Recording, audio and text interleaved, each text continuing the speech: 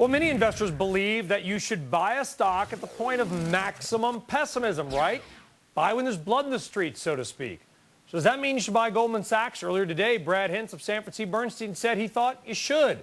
What does Robert Maltbie think? He is director at Singular Research. He's in L.A. And Robert, I know, listen, we're bringing you on to talk about some of the smaller cap stocks you follow and maybe even the Snuggie. We'll get to that in a backhanded way. But I know you've got some thoughts on Goldman Sachs also. What do you make about the news around?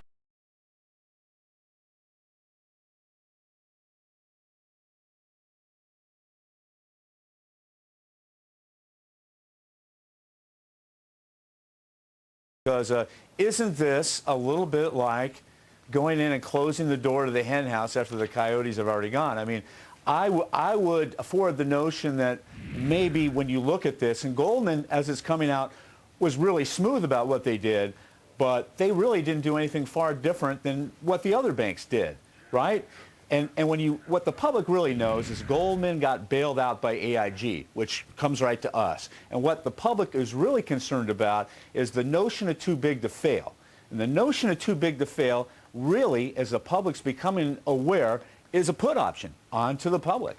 And we really have to take this back if you want to talk about what we're dealing with here. 10 years ago, what happened to the SEC? What happened to Glass-Steagall? Who did it? Who was involved with that? Essentially, what happened is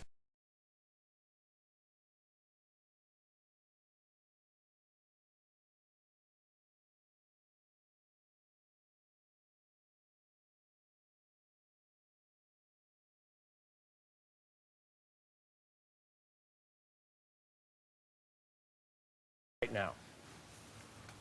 I would agree with that. It's a little bit murky out there. It really depends on how much mojo is behind this action and what happens in the public. I mean, on the surface, this is a brilliant move by the administration to reinvigorate the SEC, while at the same time, how do you go against the new financial regulatory package or proposal? It's kind of going against Darth Vader. So, brilliant move there, but will they take it far enough? Will they take it to the extent where they endorse the Volcker rules? Because when things blow up, it all really amounts to one thing: lack of regulation and leverage. And so what happened to the Senate Banking Committee?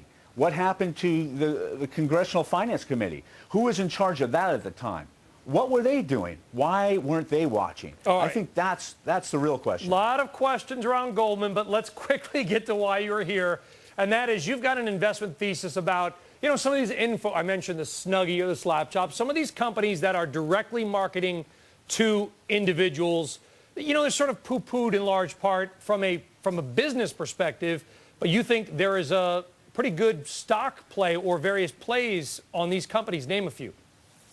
Sure. So we'll go to the lighter side here, and that's great.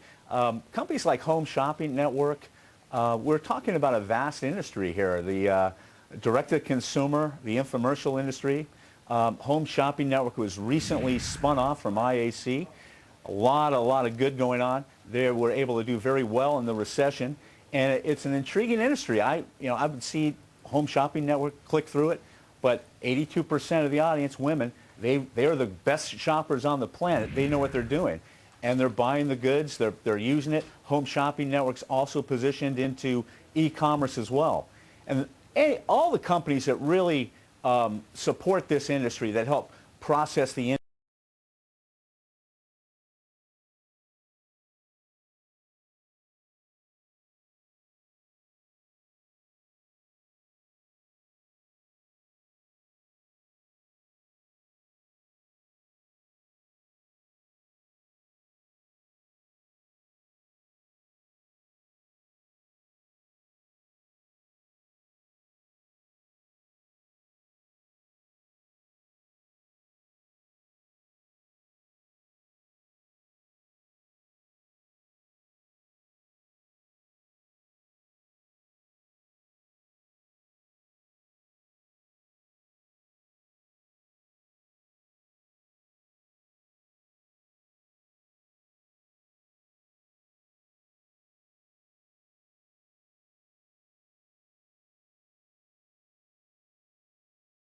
But they are a public property. But Another company that handles the back office and billing is called ConvergeX, and they do an excellent job. And they do other businesses as well, but this really falls into their area of expertise, and the industry outsources it. Another company that is involved with the distribution of the commercials and the creation of the content, what you see on the various networks, the Slap Chop and the Jupiter Jack late at night, is DT Digital Channel. DTIG, I believe, is a symbol on that. That company's done tremendous. They've tripled their revenue over the last 5-10 years. Good stuff, names that we don't know behind some of the products that we do know. I'll tell you what, though, Robert, you and I, why don't we pitch in? You and I will buy Lloyd Blankfein a Snuggie. Because they're very comforting. Robert Maltbie of Singular Research. Thank you very much. I won't hold you to that. Thanks, Brian.